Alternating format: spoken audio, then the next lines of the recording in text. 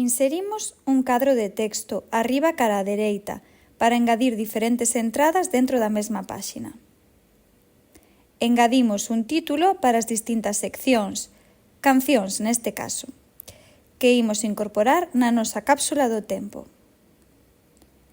Cambiamos as opcións da letra tamén como fixemos anteriormente.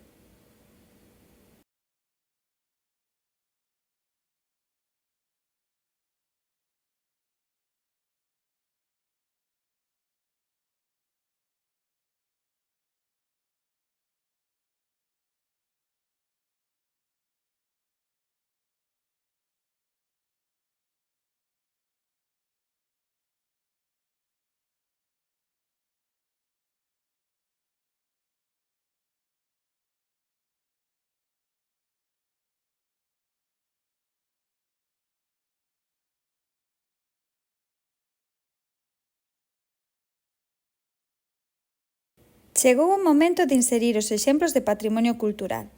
Arriba cara á dereita podemos inserir un son ou vídeo. Buscamos o arquivo no noso equipo e o inserimos. Como ensino o vídeo, podemos engadir unha forma para saber onde imos colocar ese vídeo cando o teñamos.